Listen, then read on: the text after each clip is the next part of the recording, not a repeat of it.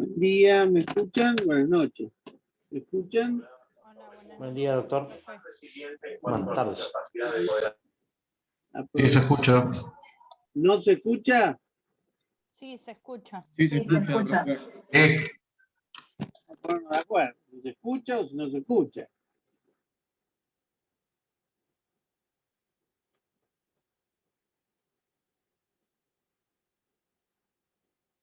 Bueno, no sé si ya estamos en cuarto. Sí, ya estamos prácticamente. Vamos a empezar.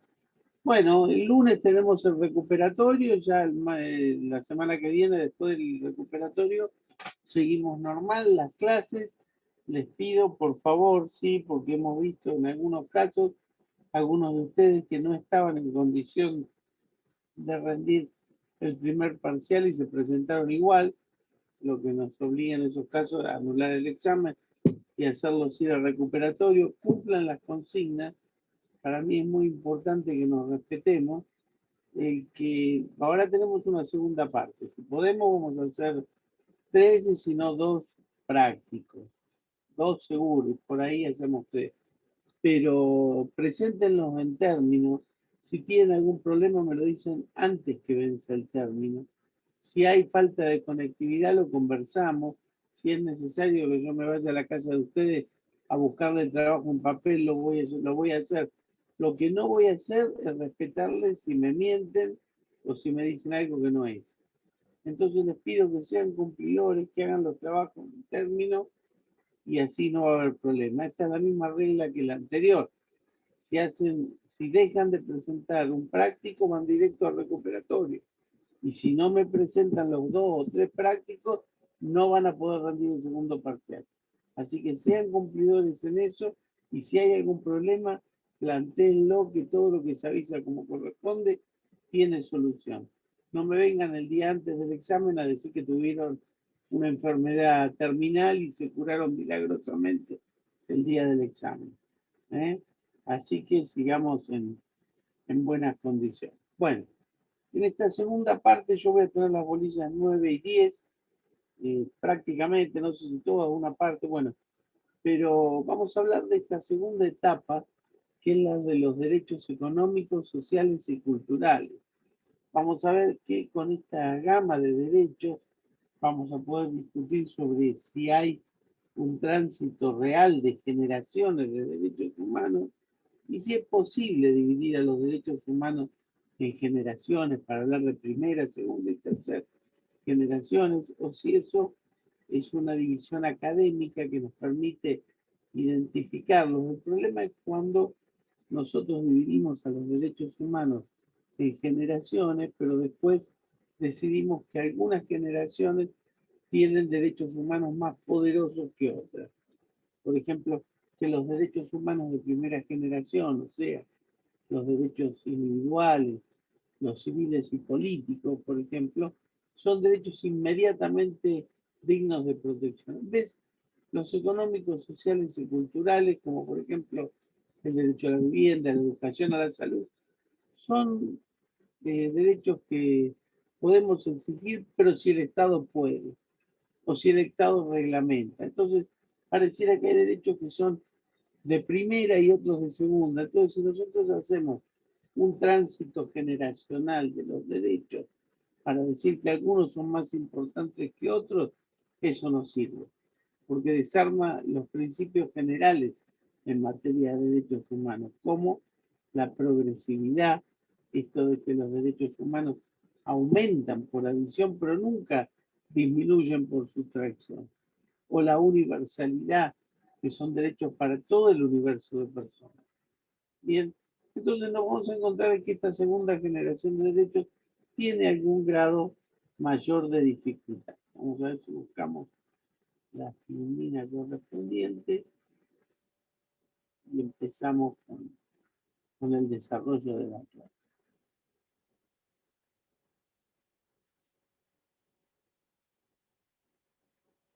Bueno, esta primera clase, como ya les adelanté, ¿pueden ver bien la filmina?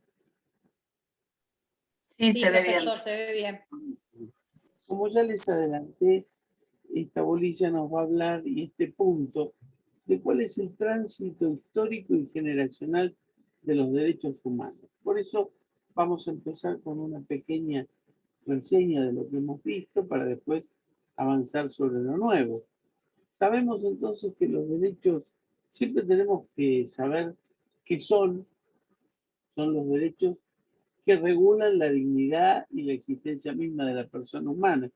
¿En qué contexto se insertan? Y en el del Estado de Derecho, en el contexto democrático.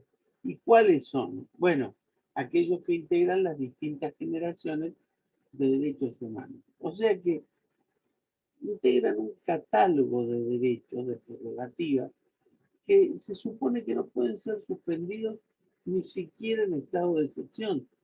Por eso es que nosotros tenemos tanto conflicto hoy con la situación. Ustedes verán que el presidente Fernández, por curso de la pandemia, que asoló a todo el mundo, pero que es una realidad, está viviendo el estado de emergencia, tiene el país en estado de emergencia desde que asumió, y ya va más de un año.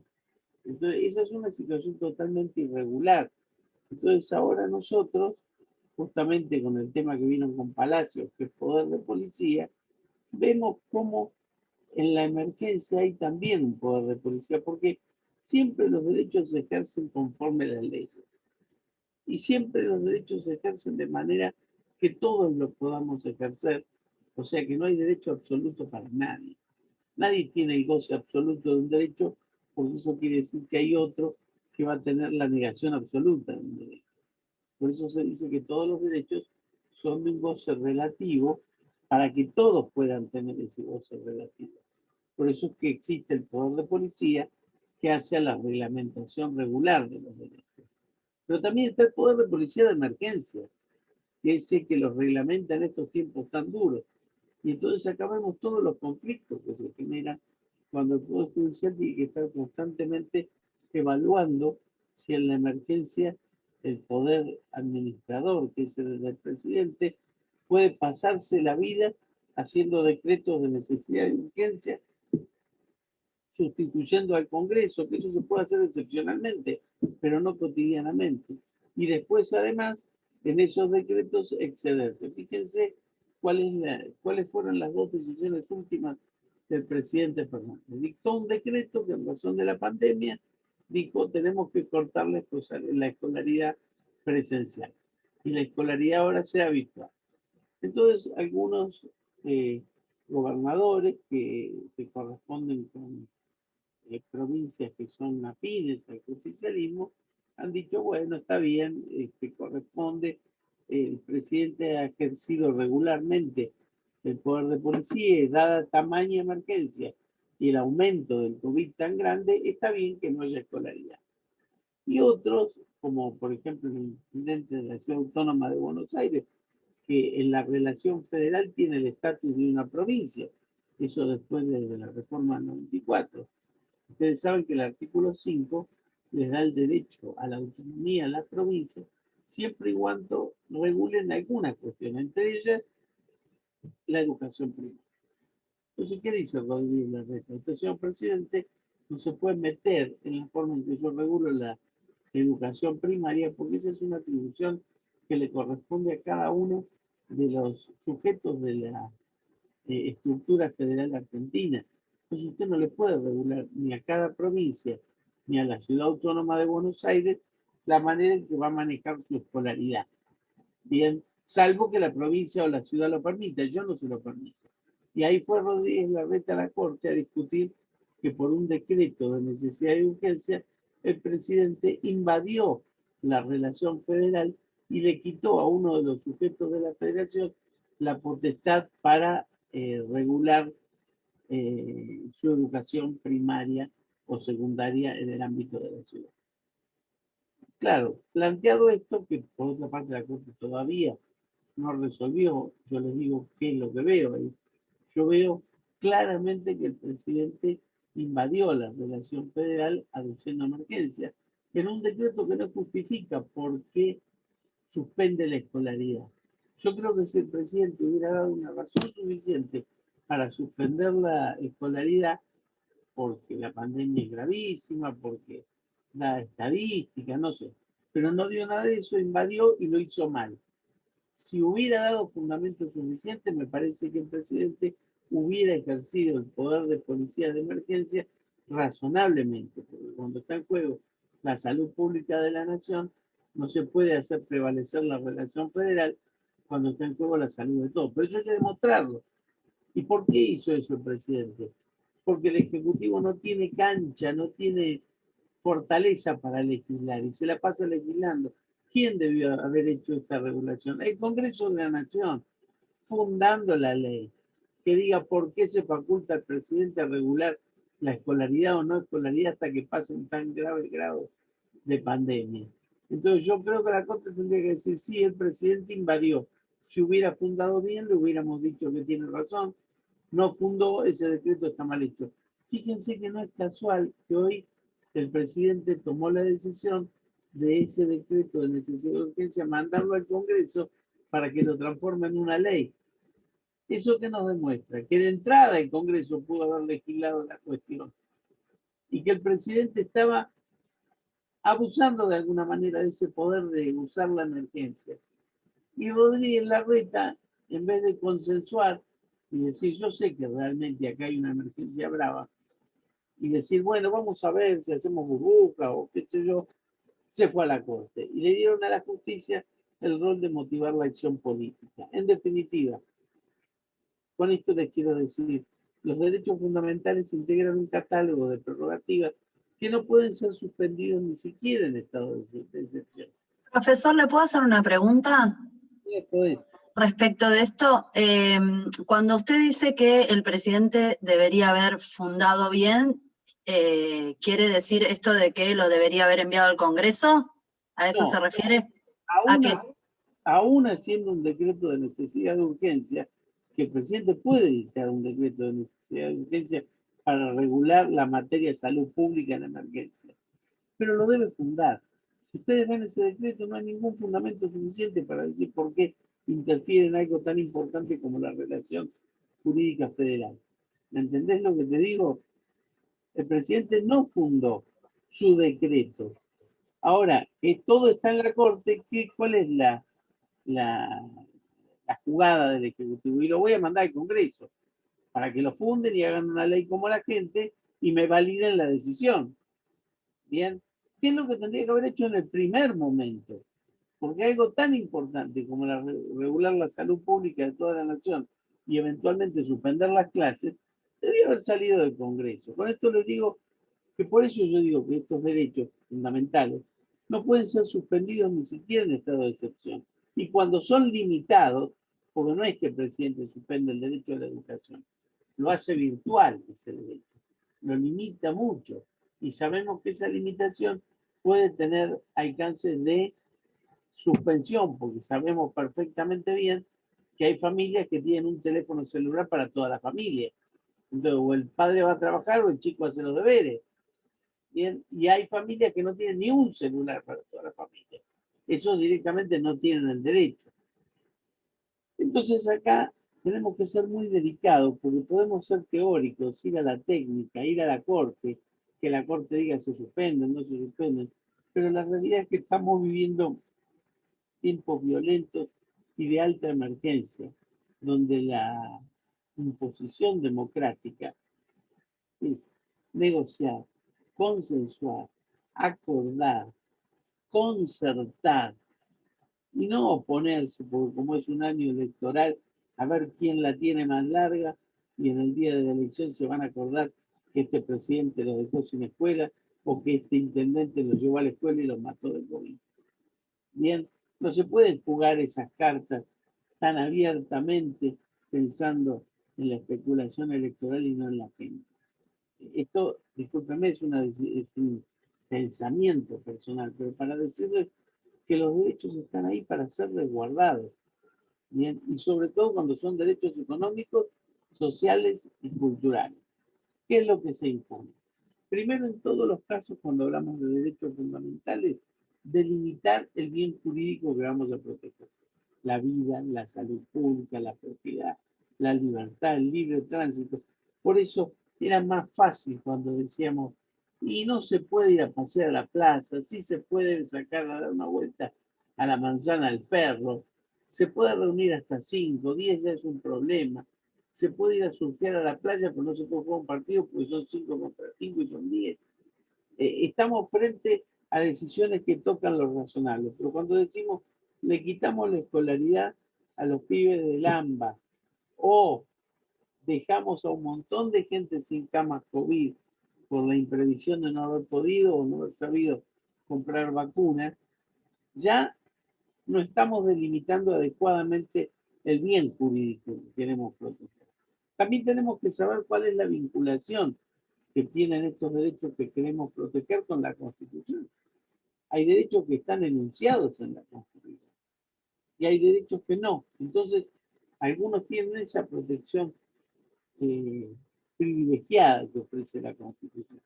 Y también tenemos que hacer, como cuando Superman sale a hacer el campo de la justicia, ¿por qué es invulnerable Superman? ¿O por qué estos derechos no merecen ser tocados? Con la salud, la educación, la vivienda, la comida, bueno, porque la gente no puede vivir si no tiene esos derechos. Esa es la razón del cuidado terrible que se le da.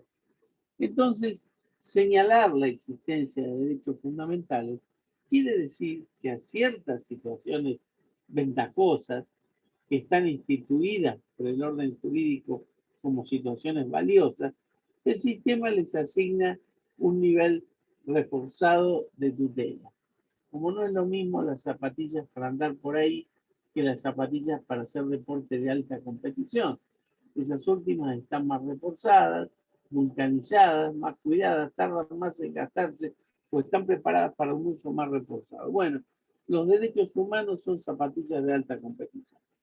Están más reforzadas porque necesitan una tutela particularizada. Por esto es que se requiere hacer, como lo hacemos nosotros, una elaboración teórica y técnico-jurídica que va a permitir verificar en cada caso y con certeza, o la más relativa certeza, verificar si estamos hablando de un derecho fundamental o no. Por eso yo les expliqué en la primera parte qué importante es la interpretación constitucional para saber de qué estamos hablando, de la tutela de un derecho fundamental o de cualquier cosa. Acá juega un rol preponderante dónde se ubican y qué jerarquía tienen los derechos fundamentales. ¿Dónde se ubican? En la Constitución. ¿Y qué jerarquía tienen? La máxima de protección. ¿Bien? Nosotros sabemos entonces, lo hemos definido ya se lo di, hemos trabajado con esto, que los derechos fundamentales son facultades o prerrogativas de la persona, pero ahora vamos a ver por qué también del grupo social. O sea, el grupo social tiene derecho a cubrir sus prerrogativas tanto como la persona como individuo. Es tan importante poder ir a votar cada 2 años como comer todos los días. Bien, enmarcadas donde en el contexto de Estado de Derecho, les dije, los derechos humanos no son siquiera imaginables sin la democracia. Y la democracia no se puede completar sin los derechos humanos. ¿Y qué regula? La dignidad y la existencia de la persona humana. ¿Y cuál es su efecto? Y permitir a quien, si yo digo, tengo un derecho humano, y bueno, puedo exigir a la autoridad que me lo proteja. Bien, y que proteja no solo el derecho, sino la necesidad básica que engloba ese derecho. Por ejemplo, yo quiero proteger mi derecho a transitar, bárbaro, me van a proteger el derecho de caminar de aquí hasta allá. Pero si yo protejo mi derecho a la salud, también voy a estar protegiendo el derecho que yo tengo a tener una calidad de vida. No solo a curarme, pero de una buena manera. O a permitirme morir si esa curación me va a dejar horrible y no me va a permitir ninguna buena calidad de vida. Entonces, el derecho a la vida implica una necesidad básica que el derecho conlleva. Y eso también está tutelado por la Constitución. De lo que les acabo de decir, se sigue que esta definición contempla a los derechos no solamente individuales, sino también sociales, que están en el Estado de Derecho y son una creación normativa que regulan y que no reconocen a los estándares mínimos. Por eso Digo que esta es una definición positivista y no naturalista, porque se enmarcan en la idea de contexto que rodea a la persona humana. Y por esto necesitan de que haya instrumentos de tutela efectiva, como una acción de amparo, como una habeas corpus, como una habeas data, como una acción de inconstitucionalidad, que aseguren la vigencia. Porque una cosa, ustedes van a ser mañana profesionales del derecho y van a tener un cliente que les diga, bueno, resulta que yo entregué mi auto, le di la plata y no me dan el 0 kilómetros. Me están incumpliendo el contrato. Entonces van a hacer un juicio, van a pedir una medida cautelar, van a embargar a la agencia, le van a exigir que le entregue el auto, y si no tiene el auto le van a pedir que le indemnice. Eso seguramente le va a llevar un tiempo, puedan embargarle fondos para que tengan el dinero una vez que tengan la sentencia, tendrán que aportar pruebas, tendrán que probar que ustedes dieron el auto viejo y que aparte le hicieron un depósito en la cuenta por la diferencia y que el empresario no le dio el auto nuevo, o que se lo dio sin patentar, o que se lo dio rayado, o que finalmente no era nuevo. Todo eso es sujeto de prueba, no prueba, por eso se prueba al final que el cheque que ustedes habían depositado era un cheque sin fondo, o que el auto que ustedes dieron estaba totalmente fundido y no valía lo que ustedes decían que valía. Entonces, estas son cosas que duran años. Ustedes como abogados deberán presentar los escritos en términos, hacer la prueba. Pero fíjense qué distinto es cuando hay una violación inmediata y directa en derecho fundamental. Ustedes, Dios no lo quiera, un día le diagnostican una enfermedad prácticamente incurable, una modalidad de cáncer muy extraña, y la obra social dice, no, ese cáncer nosotros no lo cubrimos. Ustedes tienen que hacerse una operación mañana. Entonces van a hacer un amparo de salud, le van a pedir al juez, mire, yo le aseguro, acá tiene las cuotas, yo pago la obra social todos los meses con mi trabajo y aparte tengo una prepaga con la cual apoyo la obra social y no me garantizan la salud. Ahí no hay mucho más que probar. Yo tengo obra social porque trabajo en blanco, tengo una prepaga y no me dan la cobertura. La obra social puede decir, y nosotros como obra social en realidad cubrimos los cánceres comunes, pero este cáncer que es tan raro no. ¿Qué va a decir después? Bueno, mire, no me importa. Opérenlo y después vemos si era razonable o no lo que pedía por los costos de operación. Si los cirujanos cobran demasiado o no, pero por lo pronto vamos a salvar la vida. Y eso es un amparo. Bien, cuando no es como en el caso del auto, que hay que probar. No, uno trae el elemento. Una carta documento de la obra social, me estoy muriendo, mi médico me dice que es urgente, tengo la obra social al día y usted no me quiere pagar. Llevan todo eso al juez, una medida cautelar, que me operen, después vemos cuánto le tengo que reintegrar, o si me dan un reintegro, o si me dan el 80 o el 100%. ¿Me entienden cuál es la diferencia entre un derecho fundamental y un simple, que no es tan simple, porque a la larga, cuando hay una violación de contrato, también uno tiene que rezarse? Pero ustedes como abogados tienen que saber cuándo ir por la tutela urgente y cuándo ir por una tutela que no va a ser urgente, pero que tiene que ser adecuada. Bien, por eso cuando ustedes a veces me dicen, y yo le presenté el trabajo media hora después, pero me había quedado dormido, no me sonó la alarma del reloj. ¿Ustedes creen que si tienen que presentar un escrito en un tribunal, después le va a decir, no hay problema, muchachos, lo presentaron una hora después, le tengo por presentar el escrito? No, le van a decir, usted no tiene más derecho. Dígale al cliente que es suyo que se jodió, que no tiene ninguna posibilidad. Y el cliente seguro le va a hacer un juicio a ustedes por mala práctica. Bien, por eso esto es lo que tenemos que saber en materia de derechos humanos. Estos derechos fundamentales, que están en la Constitución, integrados a lo que se llama entonces el orden jurídico constitucional, o mucho más, alumbrando desde su lugar a todo el sistema, como explica Alexis, desde la punta, hacen de principio de unidad y coherencia del orden jurídico. ¿Esto qué quiere decir?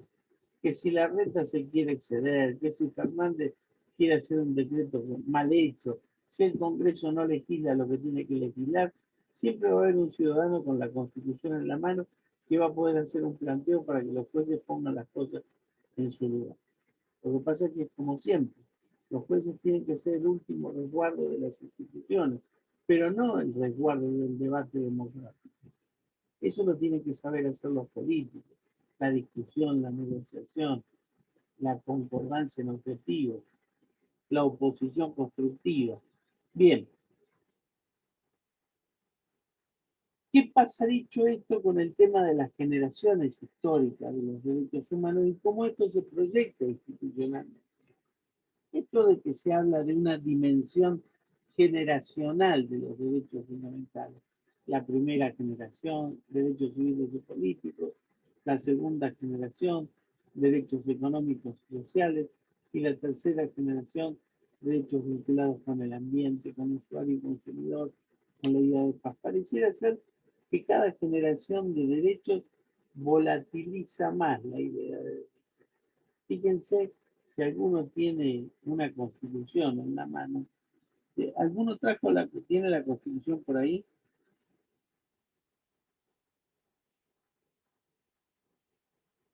Ahí está. Clara Realini la abrió. Léete el artículo 14. Bueno, profe. Artículo 14. El artículo 14 se refiere a los derechos civiles en general. Sí, acá. ¿Qué dice el 14? Todos los habitantes de la nación gozan de los siguientes derechos, conforme a las leyes que reglamenten su ejercicio, a saber, de trabajar y ejercer toda industria lícita. Todos los derechos civiles que tenemos nosotros. Lo importante es que dice todos los habitantes, o sea, todo el mundo, ciudadanos y extranjeros, gozan de los siguientes derechos, que después se escriben todos, conforme las leyes que reglamentan su ejercicio. O sea, ningún derecho es absoluto, puede ser reglamentado por una ley.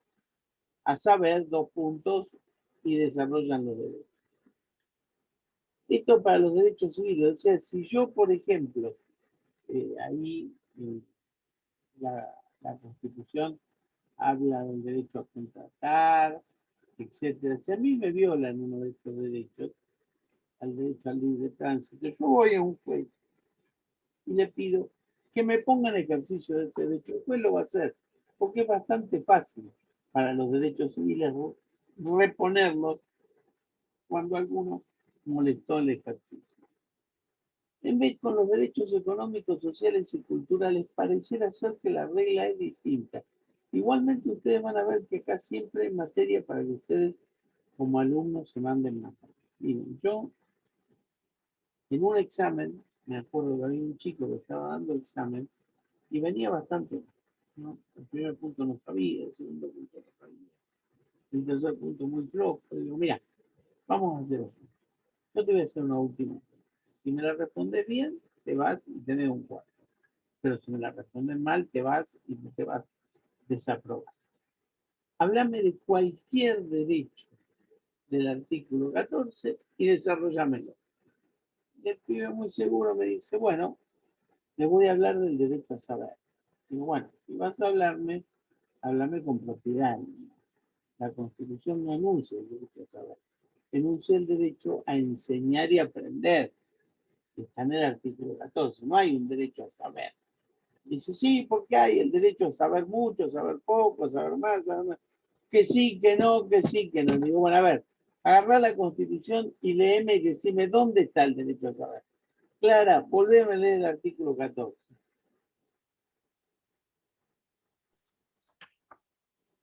De Habitantes. trabajar y ejercer toda industria del principio. Dale.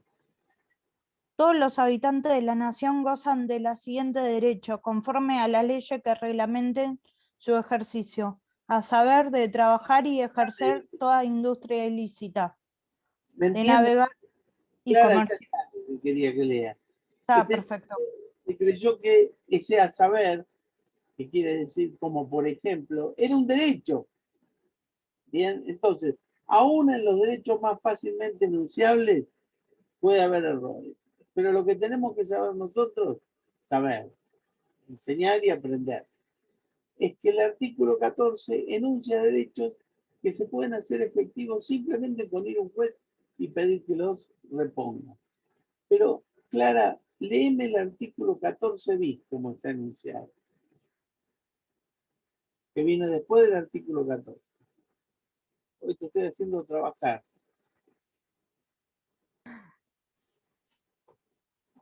Derechos sociales. El trabajo en sus diversas formas gozará de la protección de las leyes, las que asegurarán al trabajador condiciones dignas y equitativas de labor. Escúchame, hasta ahí estamos bien. Sí. El trabajo en sus diversas formas gozará de la protección de las leyes. No dice lo goza inmediatamente.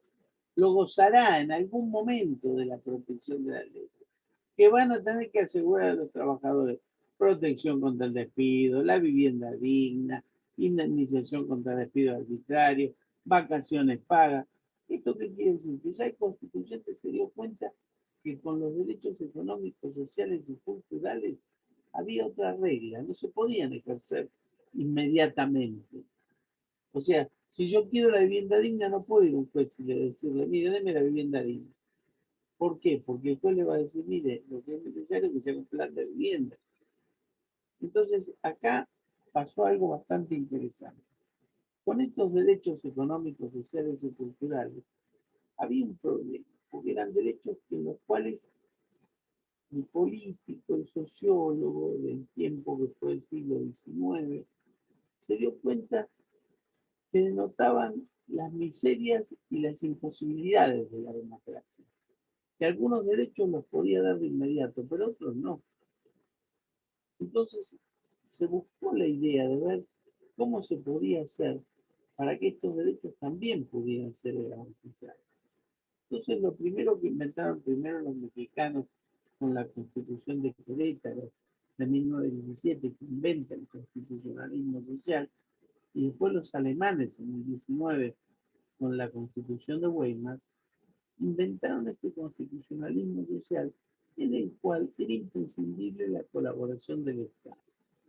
Estos derechos sociales no se pueden lograr de inmediato, porque el empresario tiene que poner una parte, el trabajador otra parte y el Estado otra parte. O sea, para que yo tenga vacaciones pagas, cada vez que me pagan el sueldo me sacan un poquitito para las vacaciones. El empresario pone otro poco para las vacaciones y el Estado por medio del ANSES pone otro poco. Entonces yo, pasado un tiempo prudencial, me puedo tomar 10 días de vacaciones que me van a pagar igual el sueldo, porque yo fui juntando y el Estado también para eso, porque el Estado asumió que debía colaborar más y quería integrar estos derechos que denunciaron las falencias del Estado. Pero el problema era cuándo el Estado debe cumplir esa obligación de integrar los derechos. Acá el primero que opinó fue Vanosi, porque dice estos derechos son programáticos, o sea, dependen de que se haga un programa para realizarlo. Por ejemplo, si la Constitución dice todo trabajador debe tener vivienda digna, eso quiere decir que el Estado tiene que hacer un plan de vivienda. Entonces Vanosi dice, ¿y qué pasa si el Estado no hace plan de vivienda? No cumple con la Constitución. Y entonces dice Vanosi, bueno, el ciudadano tiene que votar a otro candidato que en su plataforma electoral proponga lo que éste no pudo cumplir. Entonces dice, ¿cuál es la sanción? Y que no lo van a votar más al político que no cumple con lo que la Constitución pide. Pero esto parecía muy poco, porque al final todos los políticos prometían y ninguno cumplía. Ustedes son muy chicos, pero en su momento, cuando Alfonsín termina su gobierno, que fue bastante mal en la parte económica, tuvo hiperinflación, Menem decía, síganme, que no los voy a defraudar, yo voy a llegar y les voy a dar a todos el salariazo, decía. Les voy a dar un aumento de salario grande que va a cubrir la inflación. Y bueno, mucha gente creyó en la idea del salariazo, votó a Menem y después Menem tuvo una hiperinflación más grande que la de Alfonsín, hasta que pudo resolver con caballo la dolarización.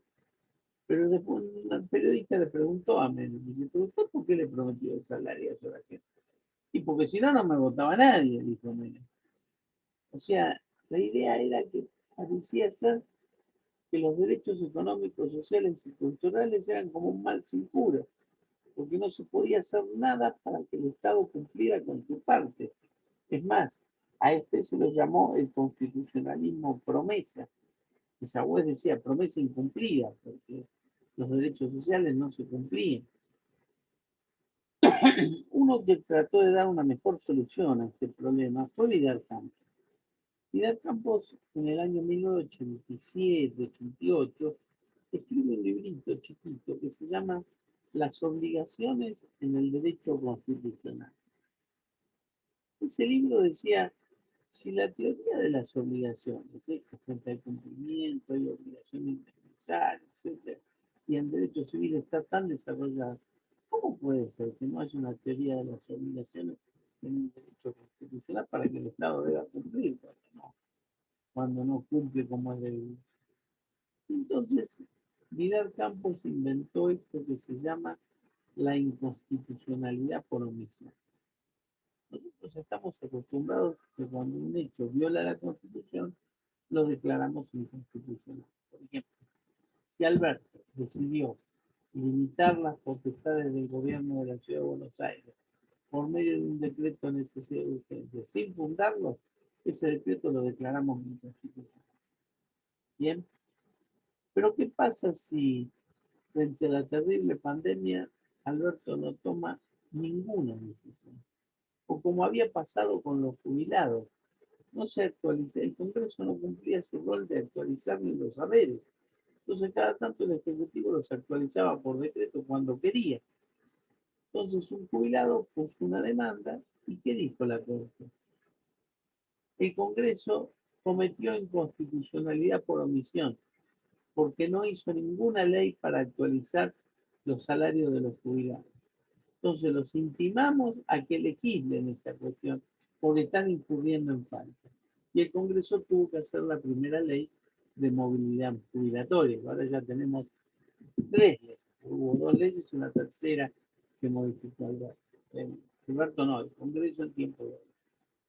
Pero les quiero decir, la inconstitucionalidad por omisión es que el juez declare que hay una inconstitucionalidad porque el poder político no hizo aquello que tenía que hacer. Un caso claro es en el caso de la vacuna contra el mal de los rastrófilos. En Santa Fe había una enfermedad que se llamaba, todavía existe, la fiebre hemorrágica argentina.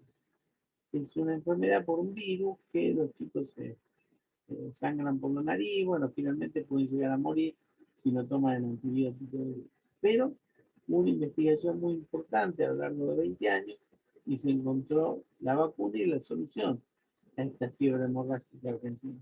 Con lo cual se erradicó ese mal de la República Argentina. Pero durante los años 90, ya con el mal erradicado, había quedado un instituto muy prestigioso en Santa Fe que hacía investigaciones sobre la fiebre hemorrágica argentina y el gobierno de Menem, como la enfermedad estaba erradicada, lo cerró. ¿Qué pasó? A los 3 años hubo el primer chico que volvió a tener fiebre hemorrágica argentina. Entonces los padres, cuando lo llevan al tema a la justicia, esto pasa porque han cerrado el hospital. Entonces la Cámara de Santa Fe declaró la inconstitucionalidad por omisión del gobierno y lo dictó a que en un plazo prudencial volviera a la apertura del hospital. O sea, acá la inconstitucionalidad es no hacer lo que tenía que hacer. Y esto nace con estos derechos económicos, sociales. Vidal dice, ¿y cuándo nosotros tenemos que declarar una inconstitucionalidad por omisión? Por ejemplo, imaginemos un plan de vivienda. Yo le puedo pedir la inconstitucionalidad por omisión si el presidente hace un plan de vivienda para gente pudiente y no de viviendas para gente que no tiene recursos. No, porque es una decisión política. El presidente puede decir, si yo hago planes de vivienda para gente adinerada, bueno, con eso voy a hacer mover la maquinaria de la construcción y la gente que no tiene dinero también lo va a tener. Pero dice Vidal, sí se le puede hacer un planteo de inconstitucionalidad por omisión si el presidente no hace ningún plan de vivienda. Y, por ejemplo, decide, vamos a cerrar el banco hipotecario, no vamos a dar más crédito hipotecario para vivienda nunca. Ahí sí puede haber una inconstitucionalidad por omisión, porque no se hace de manera absoluta lo que se debe hacer. Con esto les estoy planteando, esperen un segundito.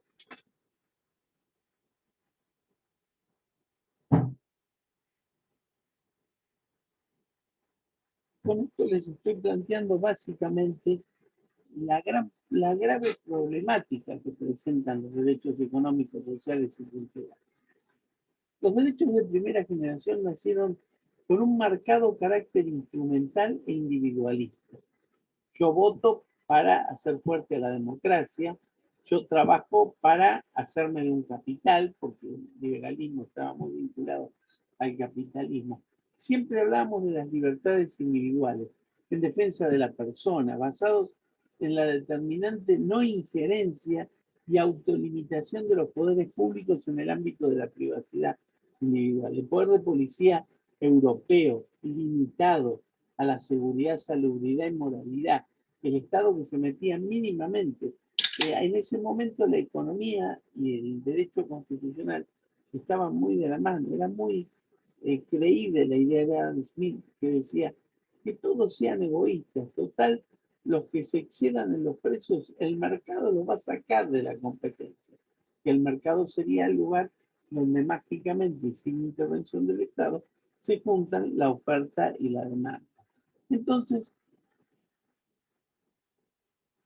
el Estado asume en estos casos una actitud de vigilancia como policía administrativa para que tales derechos se correspondan con la fórmula del Estado liberal que sublima la posición del individuo para limitar los avances del Estado. Esto es la primera generación de derechos. Claro, estos son los derechos civiles y políticos de la persona, lo que conllevó la necesidad de abstención por parte del Estado frente a la idea de autonomía personal. El Estado que no se meta, que se meta para garantizar el debido proceso, que a nadie se lo meta preso sin imputarle un delito que no esté legislado antes de que lo cometa, que el Estado no permita que le saquen la propiedad sin una ley de expropiación, que el Estado no permita que no se cumpla el contrato. Se intentó positivizar un bagaje jurídico que antes era el derecho natural. Todo lo que antes era patrimonio del derecho natural se legisló. La determinación de la justicia y los derechos fundamentales tenían que ver con esa vieja interpretación, que era a cada quien lo que es de su propiedad, a cada quien lo que es patrimonio de su libertad. ¿Bien?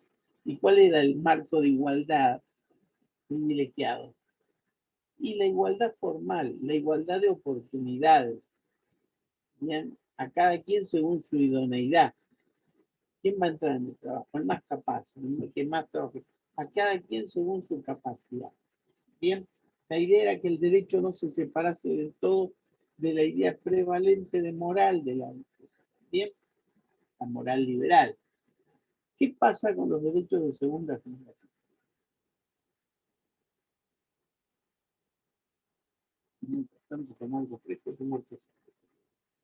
Estos derechos nacen como consecuencia del desgaste de la ideología liberal individualista y el sistema económico propuesto por el capitalismo. Ya pasada la Segunda Guerra Mundial, todos los liberalismos y capitalismos habían sido hackeados, primero por los comunismos, después por los fascismos, y finalmente conglobados y más o menos amortizados con las sociales democracias. Pero después de la Segunda Guerra Mundial, todo el mundo se dio cuenta que la intervención del Estado podía ser mínima, intermedia o máxima, pero ya no se creía más en un Estado que no intervenía.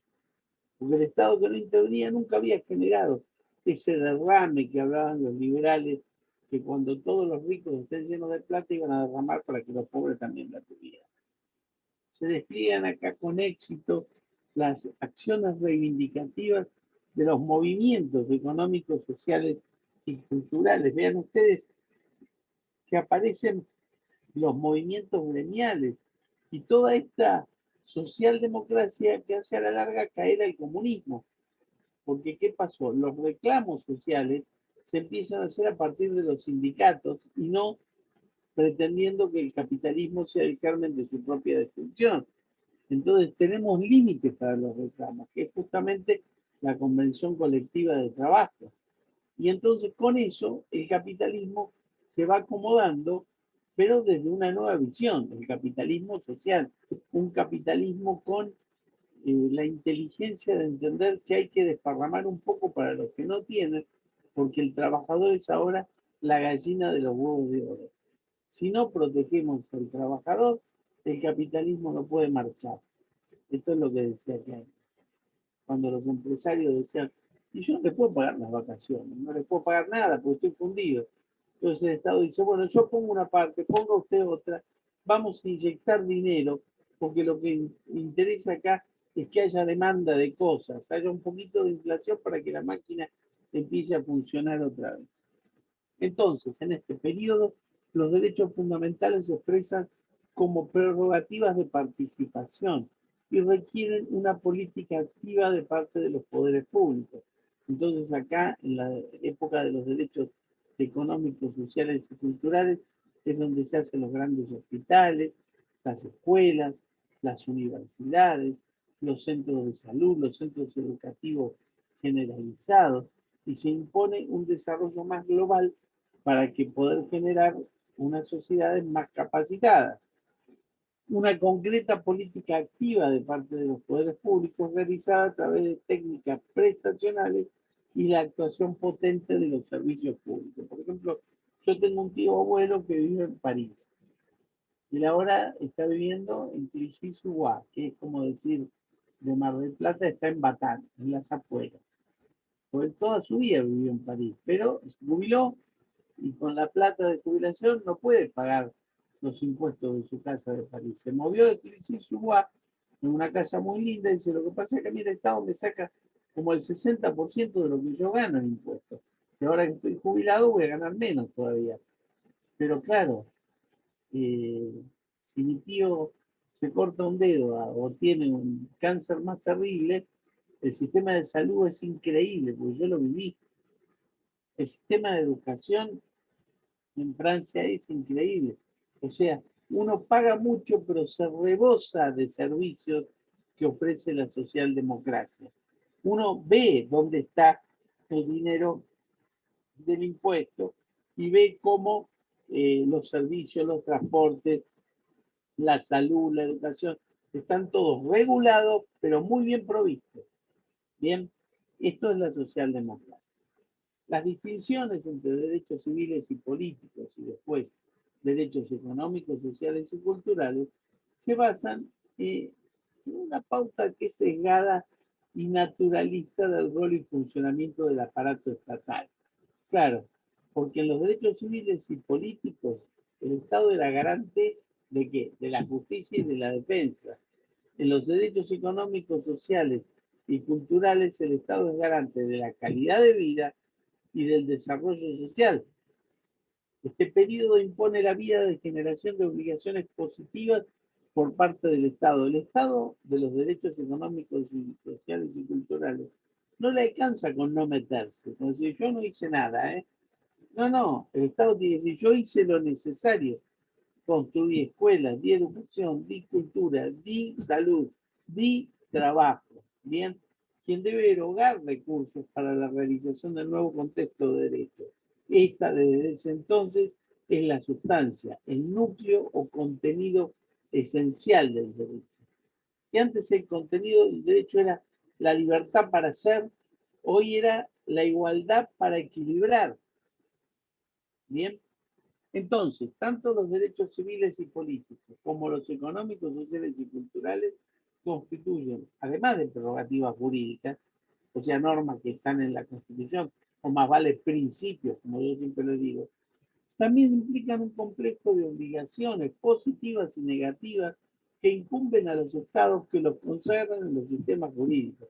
Un estado que pone un derecho en la Constitución se obliga a garantizarlo. Se impone ahora entonces una autolimitación en la discrecionalidad del Estado en materia de presupuesto. Por eso, dice Vidal Campos, el presupuesto es la ley de leyes. Y por eso fue un horror que en la emergencia, no en esta, sino ya en anteriores emergencias, se haya permitido que el jefe de gabinete en situaciones de alta emergencia pueda cambiar el destino de las partidas del presupuesto.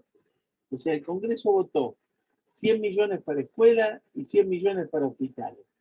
Entonces, como hay emergencia, el Poder Ejecutivo, vía su jefe de gabinete, cambia las partidas y pone los 200 millones para hospitales porque hay COVID. Y dice Vidal Campos, es una cosa terrible que el Poder Ejecutivo pueda modificar la decisión del Congreso en materia de gastos. O sea, es algo que varias veces se declaró inconstitucional y que realmente es una barbaridad. Porque si es tan grave, el Congreso se puede juntar y en 2 minutos modificar las partidas, pero que lo haga el órgano legislativo y que asuma responsabilidad política. Porque muchas veces se dice, esto que la escuela pasa a hospitales, y se hace una gran licitación un poco gris, un poco turbia, y ahí se va un montón de dinero del pueblo en licitaciones no bien controladas. Por eso les digo que ahora hay una autolimitación, debe haber, no es que la hay, porque no la hay, pero debe haber una autolimitación en lo que se llama discrecionalidad del Estado en disposición de presupuesto. Porque el Estado tiene eso de que se puede ser discrecional. Ustedes van a escuchar que a veces se usa muy mal la palabra discrecional. Cuando dice, este fue discrecional, porque hizo lo que se le dio la gana. No, la discrecionalidad es la posibilidad de decidir entre una opción y otra opción. Un acto puede ser discrecional cuando, por ejemplo, la ley le dice, y el presidente puede optar en cualquiera de estas 5 opciones. Eso es discrecional. Por ejemplo, en una materia de derecho constitucional, el Consejo de la Magistratura eleva ternas de candidatos a jueces. De la terna, que son 3 jueces para ocupar el cargo, el Ejecutivo puede elegir uno de los 3. El primero, el segundo o el tercero. ¿Eso qué quiere decir? ¿Que puede elegir al tercero? Sí, porque esos 3 son los 3 mejores. Después le queda al presidente la idea discrecional de entre los 3 mejores elegir al que más le conviene. Ahora, distinto es que entre los 3 elija el cuarto, porque ahí la idea ya no es discrecional, es arbitraria, porque se puede el eje de la discrecionalidad. Entonces se dice que cuanto más democrático es el Estado, menos discrecionales son las decisiones del Ejecutivo. Son más reglamentadas, más limitadas por el Congreso. Con los derechos de segunda generación no se sustituye el modelo de derecho clásico. ¿Esto qué quiere decir? ¿Los derechos económicos, sociales y culturales sustituyen a la democracia liberal? No, la complementan. Representan un modelo correctivo e integrador de aquellas cosas que fueron disfuncionales en el modelo anterior. Tanta libertad generó tanta concentración que generó desigualdad. El modelo económico, social y cultural lo que quiere hacer con la igualdad es retomar a una libertad no viciada, una libertad que no concentre, criticando algunos postulados, por ejemplo, la supremacía del derecho privado. Ustedes se pusieron a pensar por qué en la carrera tienen 5 civiles y un solo constitucional y un solo administrativo, cuando tenemos una administración tan grande y la constitución es tan importante. Porque había una primacía del derecho privado. Era más importante el contrato que la Constitución. Bueno, esos son los desequilibrios del liberalismo y de la primera generación de derechos. Señalando entonces las limitaciones de algunas de sus reglas, aflorando la idea de intervención estatal, toda vez que el funcionamiento libre del mercado no garantiza resultados aceptables. Las oficinas de defensa del consumidor, cuando están organizadas en oligopolios las empresas y nos proponen contratos que siempre van en contra de los intereses del consumidor. Uno puede ir a la Oficina Municipal de Defensa del Consumidor y hacerle una denuncia a los gallegos porque le vendieron un lavarropa que estaba en mal estado y no se lo quieren cambiar. Que le pueden poner multa. Pues son oficinas que defienden a la nueva gallina de los huevos de oro, que es hoy el consumidor. Los derechos de tercera generación no postulan abjurar de los principios del Estado de Derecho, no cambian. Lo que pasa es que se vinculan a una idea de consenso, de acuerdo, sobre una pluralidad de concepciones que afirman la dignidad de persona humana y están en el contexto de la modernidad y son derechos de solidaridad. Por ejemplo, derechos de tercera generación son los derechos del medio ambiente, que le dan legitimación para obrar no solamente al interesado directo, sino al afectado, a la persona del lugar, o a cualquier persona si se actúa contra el daño ambiental.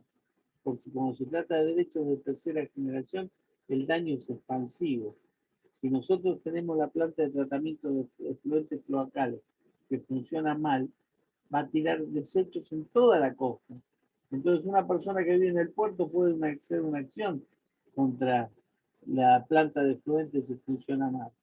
O por ejemplo, si quieren tirar abajo la pirámide de Plaza de Mayo, podría venir una persona del Chaco a hacer una acción de amparo en Chaco por decir, señores, acá se está destruyendo el patrimonio cultural, aunque esa persona no viva en Capital Federal. Los derechos de tercera generación están ligados a las consecuencias del desmedido desarrollo capitalista. Por eso, por ejemplo, los derechos del medio ambiente le ponen un límite importantísimo al derecho civil de daño, porque dicen el daño ambiental generará prioritariamente la idea de recomponer conforme lo diga la ley. ¿Esto qué quiere decir? Siempre cuando ustedes empiecen a estudiar los civiles, van a ver que el día de ¿Puede daño... ser, profesor, que se escucha abajo? Disculpe. Bueno, sí, ¿hasta dónde se escuchó? No, hace 3 segundos nada más. Bueno, bárbaro. Por ahí me fui para atrás porque me dormí. Entonces, sigamos adelante, que ya me desperté. Yo les decía que en materia de medio ambiente se habla de daño ambiental cuando en todos los civiles ustedes estudian que el daño siempre genera la primera consecuencia es la de indemnizar. Yo tengo un daño, rompo, pago. Yo incumplo el contrato, indemnizame. Bueno, en materia ambiental la primera obligación es recomponer, porque en materia de tutela de ambiente no se quiere llegar al daño. Y si se llega al daño hay que volver de hecho atrás para preservar el ambiente. Entonces hoy los civilistas tratan de evaluar qué significa recomponer. Y están diciendo, es volver al estado antes. Entonces se ponen los superfondos y las empresas petroleras para poder recomponer cuando generan daños y se hace un cuidado previo. O por ejemplo, en materia de cuidado del medio ambiente, se impone el principio de los estudios previos de impacto ambiental, porque se quiere llegar a una idea de que lo que nosotros podamos producir hoy no altere las mismas generaciones de producción de las próximas generaciones que quieran hacer lo mismo. Entonces, estas son reglas nuevas que imponen los derechos de tercera generación porque se han dado cuenta que ya los recursos naturales son todos no renovables. Antes, cuando yo estudié la materia de derecho agrario y de recursos naturales, había una primera clasificación que eran recursos renovables y no renovables. Los recursos renovables eran esos que yo usaba la tierra y al otro año podía sembrar de nuevo, porque volvían a crecer. O por ejemplo, talaba un bosque, pero quedaban las semillas y a los 5 años tenía otro bosque. Pero hoy la capacidad de destrucción que tiene el ser humano ha hecho que nosotros cuando talamos un bosque, que lo podemos talar en 20 minutos, no damos tiempo a la semilla a instalarse, porque viene un golpe de viento y vuela todo. Entonces, frente a una deforestación, tenemos lo que abunda en estos tiempos, que es la desertificación de la tierra. Entonces, el derecho ambiental propone el principio precautorio, prevengamos el daño ambiental. Bien, y esta idea esencialmente cambia los parámetros del derecho. Igualmente que se cambian los parámetros cuando, lo que yo digo acá, que se intenta propiciar la conversión hacia un nuevo sistema jurídico que vuelva a producir la amalgama entre sociedad pluralista y Estado coordinador. Esta nueva generación de derechos no se aglutina alrededor de la libertad, sino del freno frente al abuso, de todas las cosas que están destruyendo las ideas de libertad. Bien, yo no voy a hablar más de los derechos de tercera generación, lo vamos a dejar para el final, pero sí decir que las diferencias entre categorías o tipos de derechos no afectan o desdibujan su esencia. O sea, que haya distintas categorías de derechos humanos no significa que no sean todos derechos humanos. Tenemos que afirmar la juridicidad de todos los derechos fundamentales que una vez consagrados necesariamente son interrelacionados e interdependientes. Si alguien tiene un derecho o un deber, solo cuando una norma lo instituye, sus obligaciones vinculan a la sociedad en que se inserta. Más allá de la formulación más o menos precisa, los derechos fundamentales tienen carácter de principios instituidos en normas jurídicas, como yo se los comenté por Alexis. Con esto se puede afirmar que los derechos fundamentales gozan de la garantía de lo que se llama contenido esencial. Ese contenido esencial no se puede destruir frente a todos los poderes del Estado que tienen por eso limitaciones. Entonces, cuando nosotros tenemos claramente instituida la norma fundamental, sabemos que ninguna convención jurídica puede destruir esta imagen que nos da la Constitución como norma fundamental. La legalidad constitucional, entonces, no puede ser calificada de formal nada más, porque si bien deriva de la forma que la instituye, se nutre de estos vínculos esenciales que tienen que ver con los valores que resaltan de los principios constitucionales. Entonces, esta es la idea que nos presenta los derechos humanos de la tercera generación. Lo que vamos a ver ahora en la clase, no, no sé si puedo volver a toda la semana.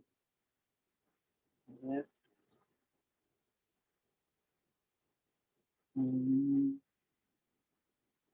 Tengo chiquito a este.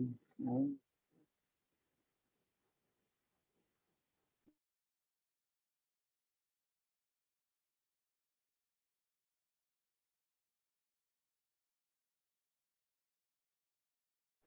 ¿Ahora me escuchan? Sí, sí. Bueno, quedó chiquito, pero bueno, por lo menos los puedo ver.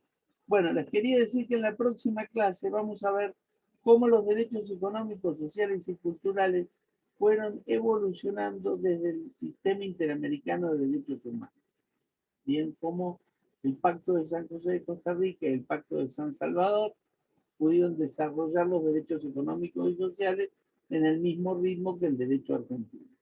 Y con eso vamos a ir cerrando la bolilla de económicos, sociales y culturales. Suerte entonces en el recuperatorio y nos vemos el miércoles, chicos. Buenas Hasta luego. noches. Chao, profe. Buenas noches, profesor. Lo que no puedo... No.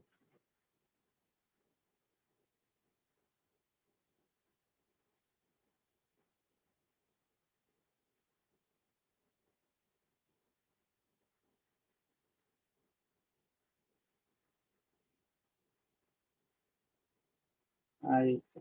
Va. Hasta luego.